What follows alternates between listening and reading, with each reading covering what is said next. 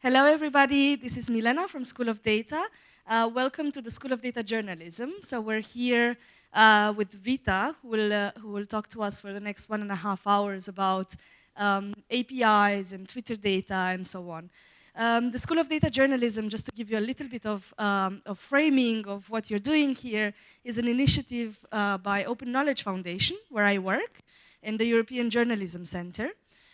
So this is the 3rd or 4th year when we're running a special track during the festival, and we're talking about data journalism, and we're really trying to give you hands-on skills that you can use in your work to become better data journalists. So we are reporting live. We're tweeting during the event, so also those of us who are not in the room can follow what we're doing. If you feel as well like contributing to the tweets, our hashtag is DDJSchool. Of course, the hashtag of the festival, IJF15. I wanted to mention, just because people were asking a lot, and by popular demand, we have beautiful certificates for you. So I'm going to tell you a little bit about how you can get this. So you have to attend at least 3 sessions of the School of Data Journalism. So workshops or panels. This is, for example, the last session today, but we will have like 3 more tomorrow and a couple on Sunday as well. So if you attend 3 sessions and then give us some feedback, you can come to me and you can get like an actual certificate, or you can write me an email and I can send you a PDF certificate. So the feedback, to give us feedback, you have to go on schoolofdata.org/feedback, and Rita will show you now how the form looks like. So we just want to know how it was for you, like what was the biggest takeaway? What would you change next year? Since we're organizing this every year, it's really, really important for us to have feedback from you. So the feedback form you can find at schoolofdata.org/feedback. So once you do that, and the 10-3 sessions, just come find me, and I'll give you a pretty certificate. All right, so this is it. If you have any questions about the School of Data Journalism, I'm here. Come talk to me. Otherwise, let's give the floor to Rita, and let's learn a lot about API together.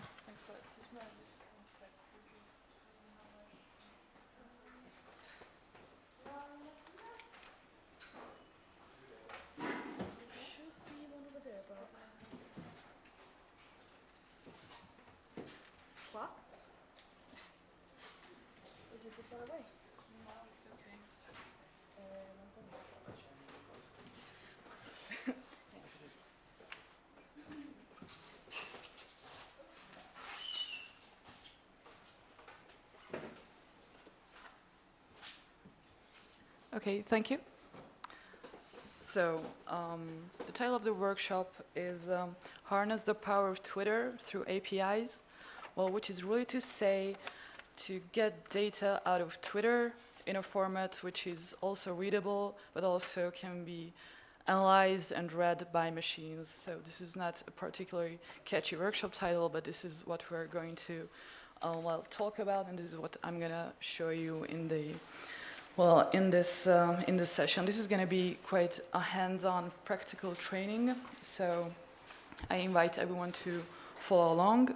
If you prefer to you would like to replicate what we've done and go a bit further, then I will do a write-up of what is going to be covered, and there's going to be documentation online, and I will also point to some tutorials which you can use. So the session is going to consist of 3 main blocks. First of all, I'm going to show you a quite simple online tool to get results of Twitter data quite easily by pointing and clicking. So no kinds of advanced methods, which can be quite simply used. Then we're gonna explore a bit the Twitter API itself, and lastly, I'm gonna show you some code how to use the Twitter API really effectively. I realized that it requires a bit of justification why one needs to code, why one needs to program to be able to use the Twitter API. So the current market situation is that Twitter doesn't sell low volume data. So like the ways you can access Twitter data are either you're a software company. In this case, you have to get certified, get registered by Twitter and be a certified partner. Or you can buy large amount of large scale data through through specific services like DataSift, and which is useful, but it is quite expensive, so like orders of magnitude of thousands of dollars. So the third option you have is to like do an application for yourself, and in this case you can access Twitter data and you can have it for individual use. So I'm going to get to the first block and show you a tool called Ifttt, which stands for if this then that. Very telling, I know. So this tool basically connects different online services together. You have these services which they call channels. You can choose from basically hundreds. I guess you have like Evernote, Facebook, Twitter, Dropbox, Google Drive, and you can create so-called recipes, which take an action from one. You can specify a condition and then use another service if that condition is satisfied. Okay, this didn't help. I will show you a specific example. For example, you have an option to create a spreadsheet, Google spreadsheet, from tweets containing a specific hashtag, or from tweets satisfying a certain search condition. So this is an existing recipe. So if you go on Ifttt, you go to browse and you say like Twitter and Drive. It will show you all the services which all the existing recipes. So so here you have Twitter hashtag to Google Sheet. And if you click Add Recipe, then you can add it to your recipe book or whatever, and you can customize it. So you go to My Recipes, and you can give it a title, and you can specify what kind of tweets you're searching for. So, for example, you would like to save from now on all the tweets which contain the hashtag immigration. So this is a trigger. This is the if part, and then what you want to do if a new tweet with the hashtag immigration appears on Twitter, then the service will add a new row to your Google spreadsheet, and the row will contain the username of the person who tweeted the tweet, the text of the tweet, a link, and the date. So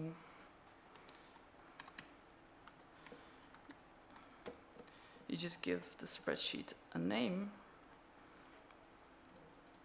and you specify a path where the folder will be on your Google Drive. So just a name. I'm gonna.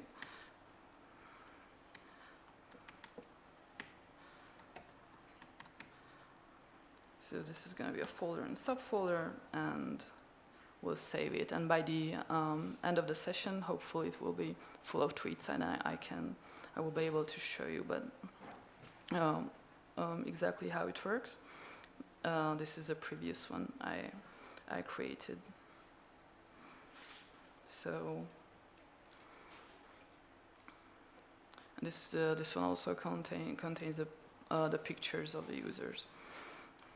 So this is something which can be quite useful and pretty easy to use.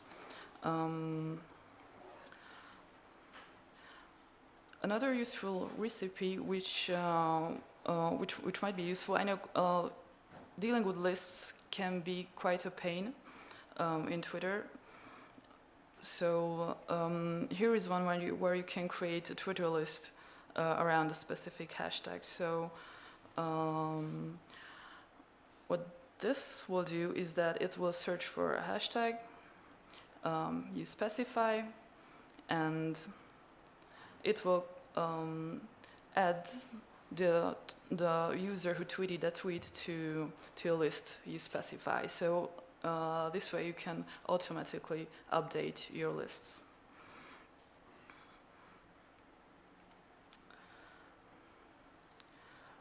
Okay, so you can also create a mail digest. This is also might be useful if it's called neighborhood tweet watch. So you can specify an area, a location, like it defaults to the White House. You can specify what time of the day you would like to get the email. You will get at that date each day an email with a username and the tweet who tweeted from that location. So this is the so in this way, and yeah, of course a URL to the tweet. So this way you are able to automatically track tweets from a certain location.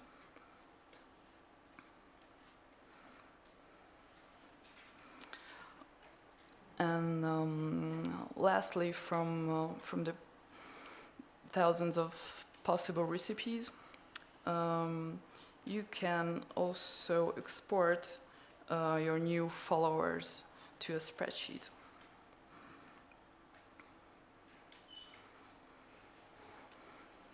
So this recipe will save that if you have a new follower, then you export the date and the follower's name and certain other data about them to a Google spreadsheet. So this will also be automatically updated. You just set it once, and there's nothing else you will have to do with it. So this is Ifttt is a service which uses the Twitter API in the background. So now we're gonna look at how it really works, how the Twitter API, how we can use it. So for this, first of all, we have to register an application. You can do it at apps.twitter.com. So I will create a new app.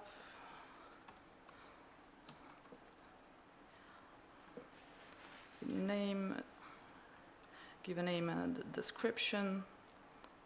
Of course, it doesn't have a website, but it requires us to specify something. So we give it this. It doesn't have like any consequence right now. And after having accepted the agreement, it will hopefully create our application. The description is too short, of course.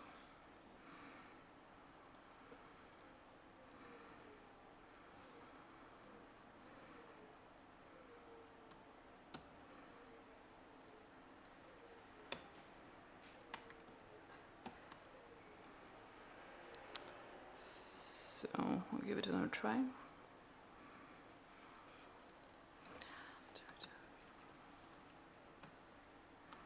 Okay.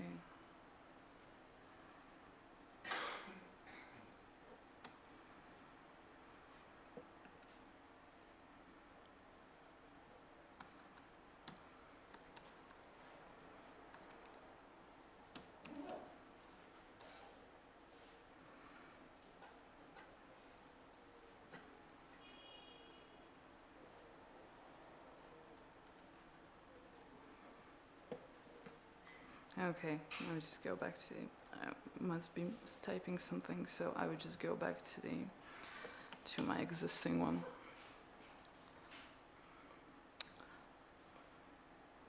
So,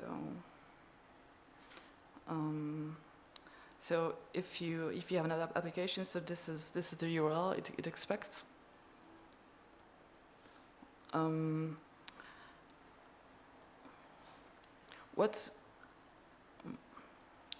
So after the application is set up, you gave it a name, URL, and a description.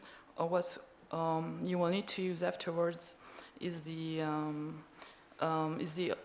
authorization settings. So these are going to be needed when you create and use a program. So you have two types of application data. The first one is solid consumer key and consumer secret key, which are just like numbers and letters, and also you have an access token and an access token secret. These are stuff which link your application to your account. You don't have to worry about it at this point, but later on we are going to use them.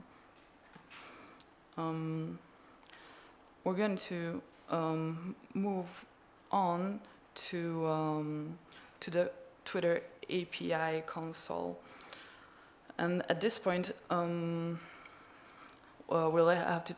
I'll just say 2 sentences about what an API is. So, like, API is a shorthand for an application programming interface, which I realize doesn't really brings us closer to what we're really talking about. So this is basically a set of possibilities, a set of methods which Twitter gives us to access their data, to be able to programmatically, like with a computer program, access the Twitter data, read the data, and write to it.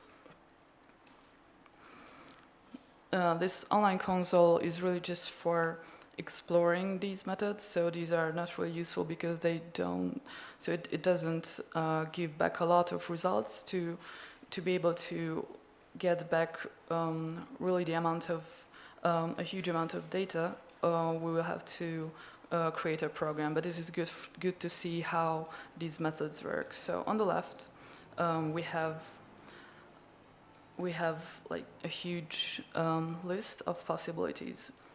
We have, for example, get home timeline. So what this method does is that if we hover the mouse over it, it will give you a description. What it does, it gives back a collection of tweets of our own timeline.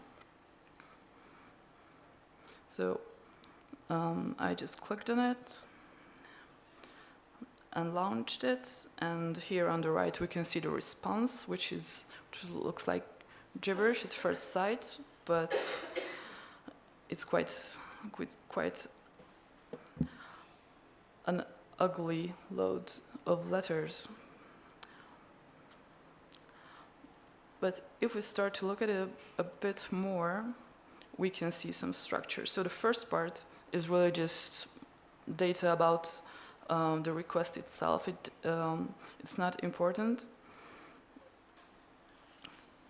You get to have the details about the results later on. So this is a list describing the tweets of our own timeline. So here you have the name of the data, which is created at, and then the date when the tweet was created, the tweet ID, the text of the tweet, whether it was in reply to something, the user's ID, the user's name, screen name. So this is this format, which is returned from this request, is called JSON. You won't need to be reading it by yourself, because we're gonna build a little application which will export it to a spreadsheet file, which will be readable instantly.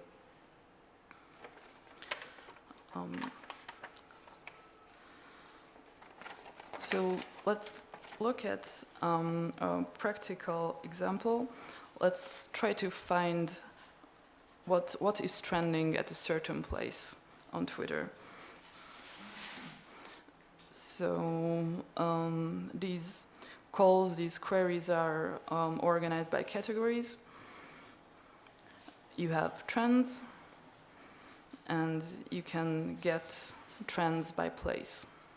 So in this case, you have to give the ID of the place, which the ID is called Where on Earth ID. There are plenty of services on the internet which gives you back the ID for a certain location. So if you search, for example, for Rome, it doesn't have any data for Perugia. So if you search for Rome, you get the ID for the city, and you can plug it in as a so-called parameter. So this will ask Twitter. This call will ask Twitter what are the trending topics around Rome.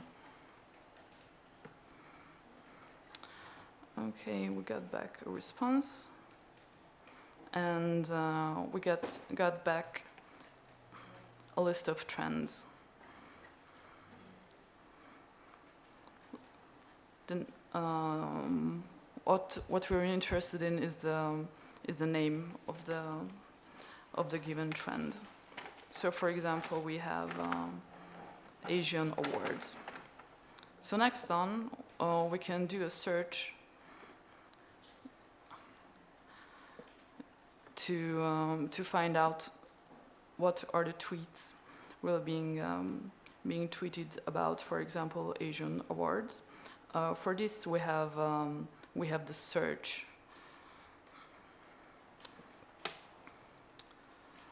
query. So this expects us to give the search term we're looking for, and also we can, for example, give the location from around where we would like to get the responses back. So say we want to have it from around Rome, so I just go to Google Maps and get the latitude and longitude data, the coordinates, and we'll say that we would like to make it around 100 kilometers from Rome.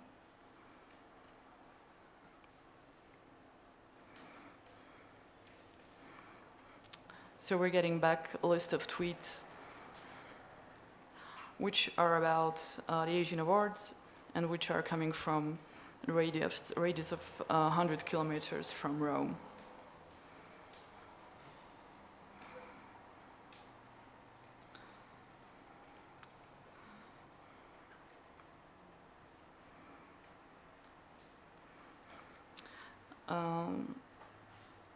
So within the tweet, we can find also the user IDs. So based on these, we can find also specific users. We might be interested in, if we find an interesting tweet, we might want to know who certain users follow.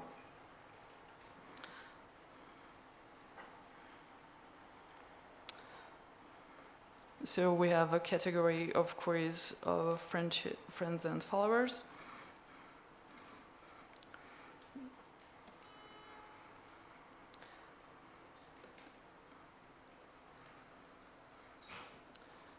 So it's the friends IDs is the call we need, and we have to give as a parameter the user ID of the person.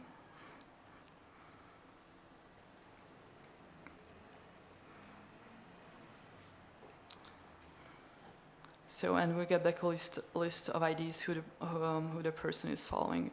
So, as I mentioned, this console tool is really just to find out what each query is doing. If you want to have a more detailed picture of each, you can go to the documentation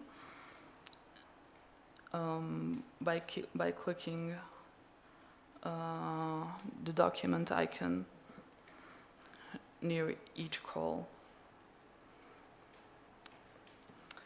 And so this can be quite intimidating. There's a lot of information. It's very, very comprehensive, but it's not really easy to use. But once you get a bit of feel of what's of how each queries work, it will be much easier to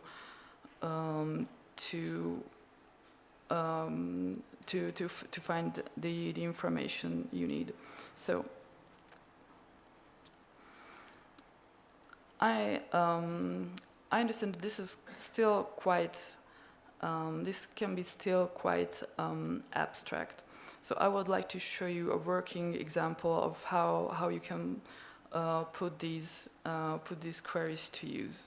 So I'm going to show you an example code. This is going to use the programming language Python and the library called Tweepy. I have chosen this because if you have Python installed and you have never coded, you can most likely get your you're most likely you'll be able to do something working with this because it has good documentation, and to set it up you just need to basically copy and paste code. So to find out more about it, you can search for it on Google or Tweepy Python.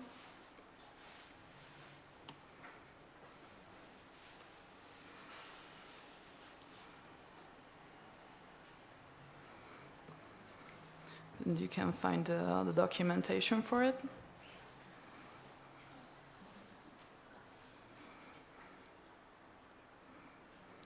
And under the Getting Started section, you have basically everything to get you started with a code snippet, and you can install the library with either pip, either easy install. So if you have Python installed, you can install the library easily.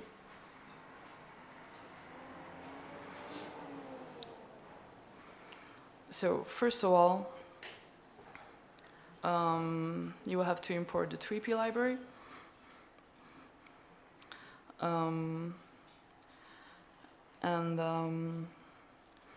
You will need the authorization data, which you got when you registered your application.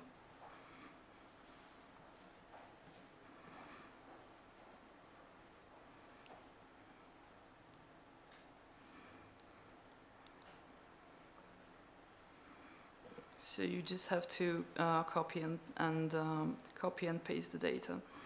Copy and paste your consumer key and your consumer secret.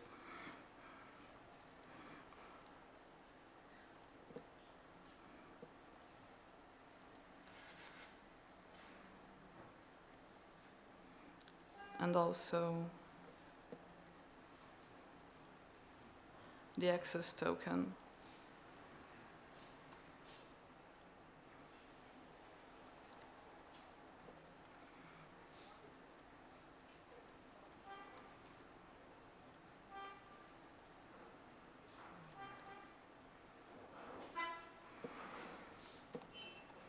and you have you need to set the authentication. So this part of the code is also from the 3p. It's included in the 3p getting started script. So just you have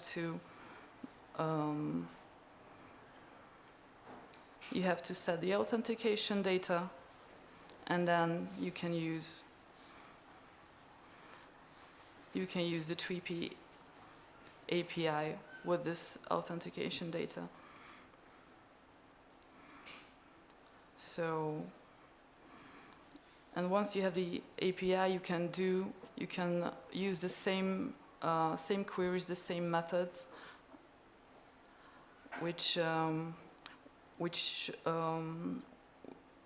we saw in action in the Twitter console. So, for example, you can do API.search, which will do a search with the given term and the given geocode. So this search will do exactly the same that we see on the console.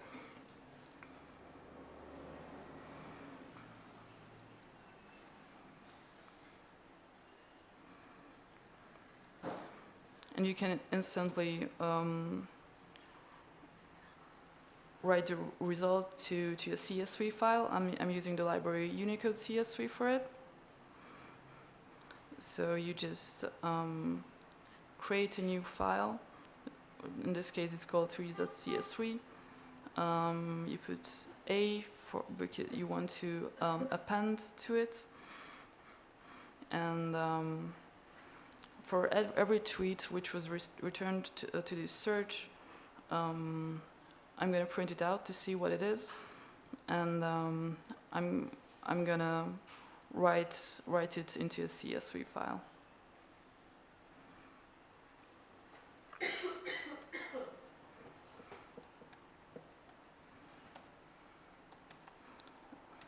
So I'll just run this.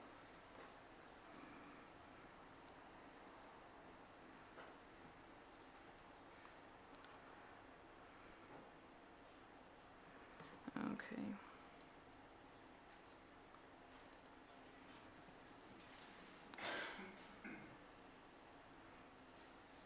So and this is what a response looks like. So it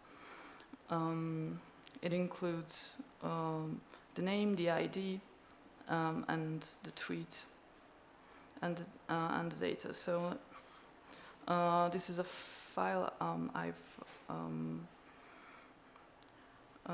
prepared beforehand because I'll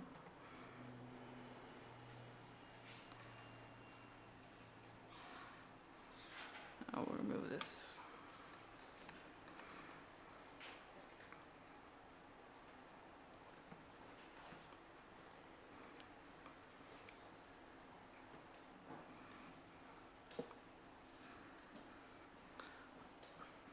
I would like to ask at this point whether,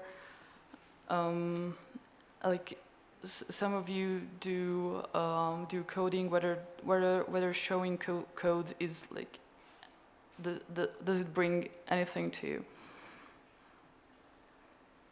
Or so okay. Could you please tell me who has done some coding, who has done some programming among you? Okay.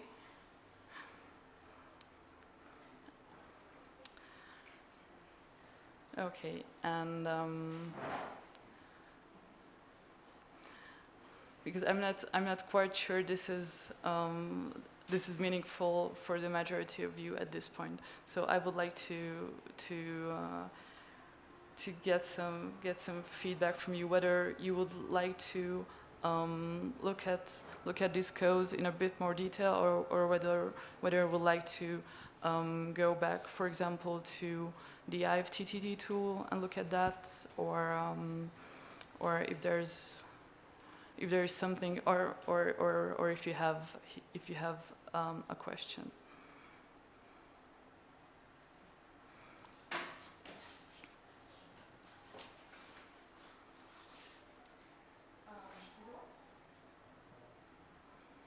So, oh wow. Yeah, I think it would be good to ask questions now. Like, I promise you this will be well documented. So you will have to install Python and you will have to, take like that step into coding. But it would be as easy probably as copying some lines of code into your console and knowing what you're asking for. So I think the important thing is knowing what you want to get out of Twitter and understanding quite well the requests you can make. So like you want to look for trends, you want to look for specific hashtags, you want to look for specific locations, and really try to understand that very well. And then kind of break that fear of looking at a dark screen with white text, which is that. It's terrifying. But it's not that hard. Like Rita as well is one of our fellows in School of Data, and she has, her background is sociology. So she wasn't born a coder or anything like this. She just started slowly, and she managed to break that fear of code and do it herself. So yeah, I mean, I would encourage you to understand what's possible, and to really try. And don't be frustrated if you don't manage to do it immediately right away. But yeah, do you have any questions? It would be really useful. Or maybe do you have any specific things you want us to look at together? Maybe some data that you always wanted to get out of Twitter or anything like this? Would that be useful? Mm-hmm. I can always come to you for questions. I'm afraid this is a stupid one. Sorry. There are no stupid questions, come on. Okay. I didn't get, why do we need to create an app? I mean, do we have to create a separate app for every request, for every query we do with Twitter? No, it is not necessary. If you create an app, you need to create an app to have the authorization to access the data. So once you have it, you can use these authorization data, like the access token and the consumer key and the consumer secret key to create scripts that I've shown. So you also need to do one, and then you can use that. It is so if you really so if you would like to create an application in a newsroom, for example, then it would be wise to create separate applications for separate purposes. So like you have one app for one kind of project and another for another. But if you just use it for your own purposes to get data, then you can just create one and use the authentication data of that. Thanks. Thank you for the question, super useful. Anybody else? I'm sure you have questions, that's super good. Thank you. I don't understand how we pass from Tweepy to the spreadsheet. Ah, okay.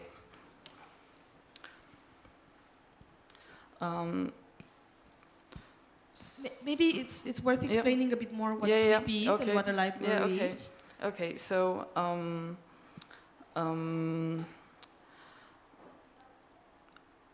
within Tweepy, so within the script, we have a whole bunch of functions to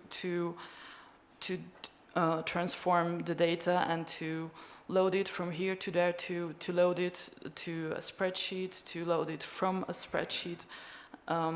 So within this program with Tweepy, what we have done is that we got the data we got tweets, the tweet text, usernames, creation dates, and stuff like that. We got all that from Twitter, and using this library, Unicode CSV, like CSV stands for comma separated value, just a type of spreadsheet. So this is the library which simply does. So the one thing it does is that with it we can read data from a CSV into our program to manipulate it, and we can load. We can export data from our program to a spreadsheet, and this is the line which does it. So so this is just the grammar, how we use it. So we create a writer, we give it a file name, and with the writer, we have a method called writeRow, and we give it the data we would like to write, and it will write each row with these data. Does that answer your question? Thanks. Anyone else?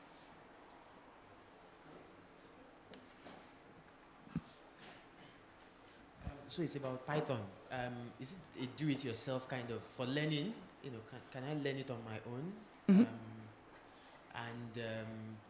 So yeah, can I learn it on my own? And is it going to be useful for other stuff outside of like this? Yes, absolutely. So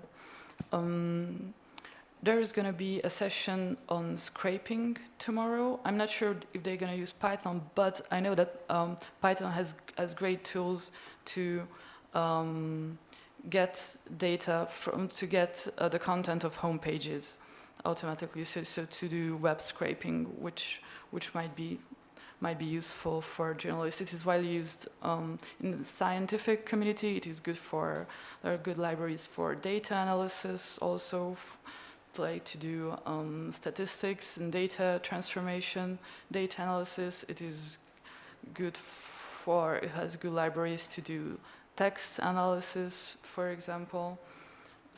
I don't know whether in which area you're working or so, and specifically what would you like to use it for? Maybe I can give you some specific recommendations.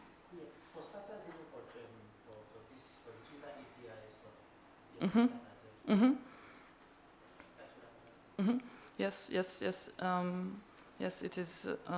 So it has. I think it has similar tools for other APIs as well. And I can learn it by myself, kind of online. Yes, absolutely. So, for example, for Tweepy specifically, there are very good tutorials. There are good introductions to Python itself in general. So there's an online book which is called Learn Python the Hard Way, which is tricky because what its teaching method is just simply it gives you a lot of examples, and you have to type everything in, run it, and understand the result and go. It has a very small code snippets, like really small pieces of code, and it explains quite well. So I'm going to show you the URL. So Python is quite an easy language to learn. It is like, even if all this is quite alien, what you can see is that the phrases are quite similar to like simple English phrases. So you have writer, you have search, you have this for trends by place. So this is trends by place is a list, and what this few words does is that it goes through every element of the list. So this is if you were reading English language. So Python is quite a good good language to get started with coding, and it's also very powerful.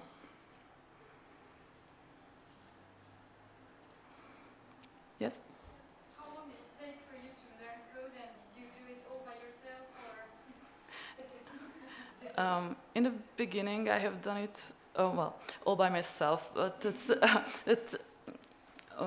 I have used online books that learn Python the hard way. I started with that, but after that, I have moved to online courses. So I don't know whether you're familiar with the platforms Udacity.com.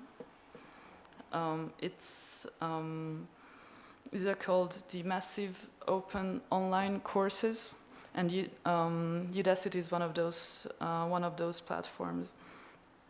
And it is mainly focused on technological courses, and it has a very good introductory course to Python, Computer Science 101. And it doesn't require any kind of knowledge of programming or mathematics or whatever. So I would recommend starting there.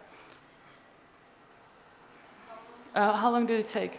Well, I started 3 years ago, and while I was employed full time elsewhere doing something else, and I got my first developer job like 1.5 years ago, I guess. Something like that. And of course, I'm constantly learning, so this is not something which can be finalized.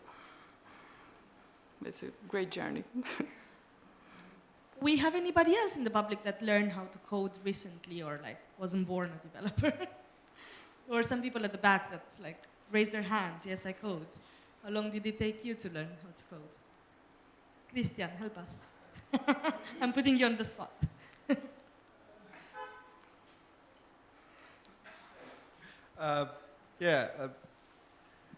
I learned Python by myself, but I have been following other programming classes at university, so I think the comparison is not completely fair.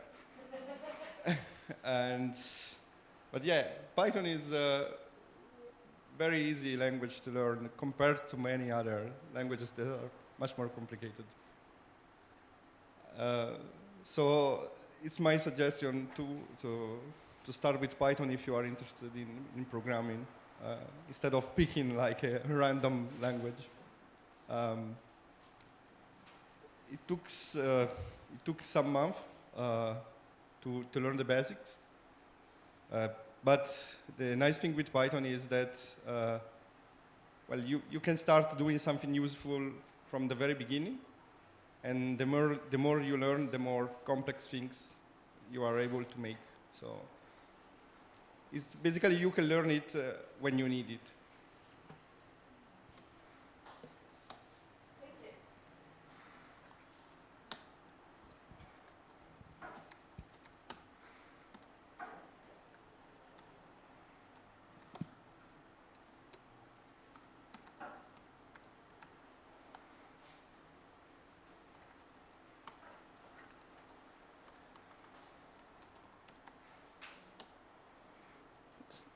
Just speaking of English language, so this is how you start out. So if you have Python installed and you have like any kind of text editor, Notepad++ or something like that, you can start out with this like very simple expression, and if you run the code, it will print out what you put in. So this is like very easy to the eye, and this gives you like instant like gratification. So if you want to start to learn coding, you really all you have to do is just install Python, get some kind of text editor. If you start learn Python the hard way, it will give you all the instructions you need for both to choosing a text editor and to downloading and installing Python, and you just open a new file and start writing really simple things, and from there you can just go on step by step. What about Twitter? data, like how do you feel like now? Do you feel like you have at least one method to get some Twitter data if you need it? Yeah. Have you heard before of this if this then that service? So before Rita told you at the beginning, who used that service in the room? So it's something extremely useful. You can start with things, for example, if you're a social media type of person and you like both the Facebook and Twitter, but you don't have time to update both accounts, you can say, if I tweet this, then also post it on my Facebook account. So you can start with things, quite easy things, and then do quite complicated recipes. And they also, for example, if you subscribe to their newsletter, they send you kind of regular updates and regular kind of tips and tricks. This is what you can do with our service. And it's really cool. It's really, really understanding how you can connect services on the web. Do you want us to look at some specific data together using this service? Shall we give it another try? Anybody has any ideas of what we should search for?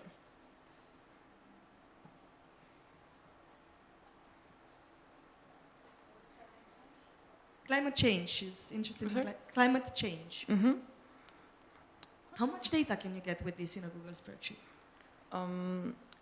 I don't know exactly what's the limit for a Google spreadsheet, but as soon as it gets too big, it just creates a new spreadsheet, so you can go on without tweaking it afterwards. You just once launch it, and you can get new spreadsheets each time if it's full.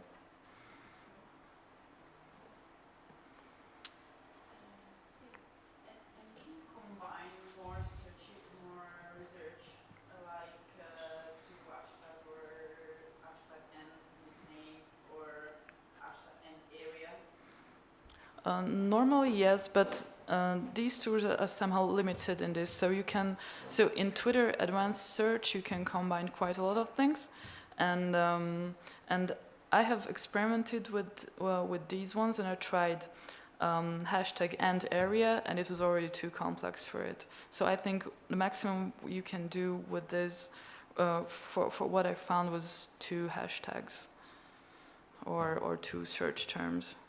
So you can't really do very, very specific searches with it, but it's worth experimenting a bit. How much or what kind of searches, what kind of advanced search operators it can support. But according to my experience, not much.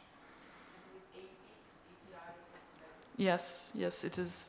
It is much better. So with by programming, you can do more than using the advanced search function in Twitter, and much more than with the Ifttt.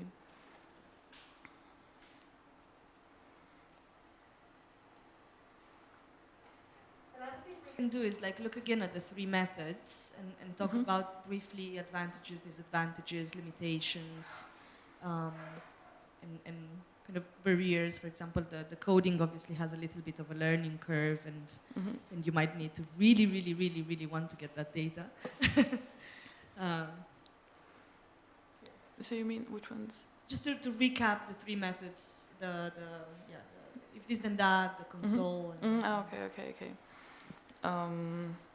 So with if this and that, you have the opportunity to create, to link together the services. So the advantage of it is that it is pretty simple to use. You can just search for the service you like to use, Twitter or Facebook or Dropbox, and either browse the existing recipes or create your own. But it has the limitation that you can only do basic searches and simple, quite simple searches. But for that, it's quite powerful, because then, so if you want to only search for a specific hashtag or for a search term, and you would like to export that to a spreadsheet, it can be done quite easily. And I understand it is really a huge leap from this to using the API. So it's this is a limitation I mentioned at the beginning, that currently Twitter, like previously there was a service called Scraper Wiki, using which you could get exactly the kind of data and kind of the kind of the ways, gave you kind of the ways you need to access Twitter data easily, but in a format that you can use and analyze, so in spreadsheet format. And this has been discontinued, I don't know, 1.5 years ago, or something like that. And since then, you only have the business method, or you try to create your own application. And the middle ground are these services like Ifttt.com, which gives you limited access.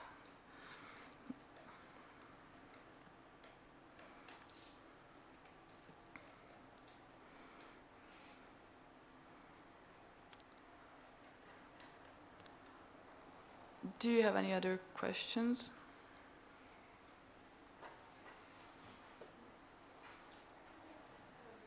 Thank you.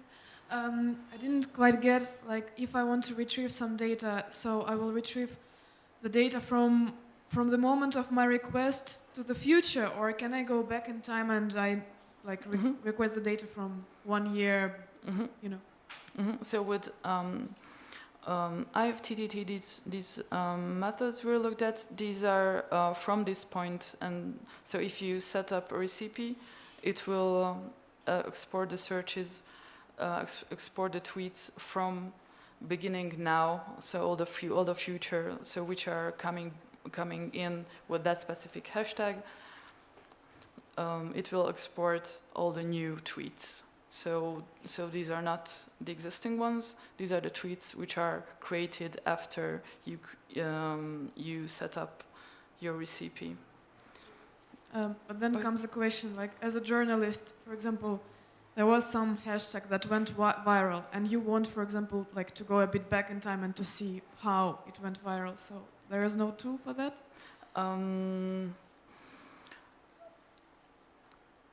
There might be. I don't know of it, but there might be. We're going to take note of that question, and I'm going to do some research, and get back to you with it. Thank you. Thank you. Anyone else? Well, you have a developer there ready to answer your questions.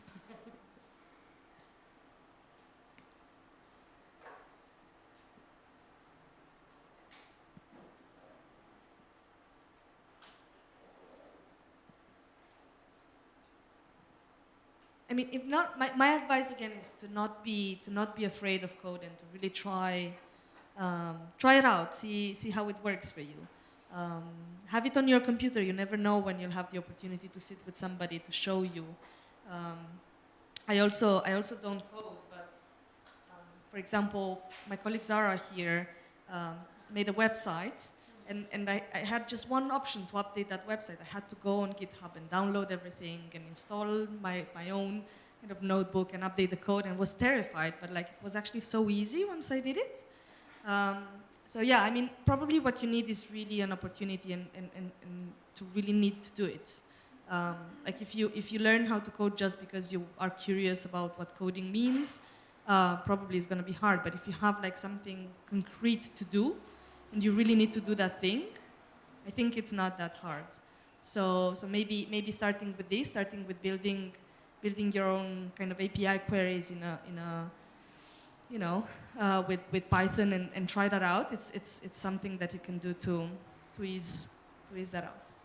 And if you get frustrated, which you will, because everyone gets frustrated all the time in technology, then just don't be surprised and don't be afraid of it, because this is part of the business rules. I get frustrated all the time. So what you can do is just embrace it and be conscious that, okay, technology is changing. It is really an immensely complex thing, and no one ever out there knows anything close to everything. so everybody's learning constantly because it is changing constantly. So don't be afraid of it. Just start out. So what's our promise from our end is that we will document again the session really well. So we will have some screen grabs and bits of code and show you what exactly we've done step by step. Maybe starting as well like with installing Python, installing a notebook and so on. So that we will publish it in the next, I don't know, 2-3 days. So look up the schoolofdata.org/blog website. And you will see like a step-by-step instruction of what we just did today. And then if you do try it out and succeed, tweet at us, because it will be awesome to know that you actually used something that you learned here. All right, we can also wrap a bit earlier unless you have any other questions. No? So thank you very much for coming. Thank you, Rita, for the introduction. Yeah, we'll continue tomorrow with the School of Data Journalism. I'm going to stay here for those of you who have been to 3 sessions and 1 certificate. And we're going to be here again tomorrow. Tomorrow we have as well like a little bit techie session about scraping. So scraping is in a way similar to APIs in the sense that you need possibly like a little bit of coding. You need to know how the web is built, how a website is built, and how you can get data out of websites. So we're going to learn that in the morning, and then we're going to have a couple of other sessions. In the evening, we're going to play with Arduinos. So we're going to try to understand what sensor journalism is and how you collect sensor data using Arduinos and like a little bit of electronics. And then we're also going to be here on Sunday with a workshop in the morning and the data expedition in the afternoon. So we're really looking forward to seeing you again. With the School of Data Journalism, and of course, if you have questions for us, we're around. Me, Rita, Kodrina, Zara, and other people are around if you have any specific questions about data journalism. Thanks again for coming. Bye. Thank you.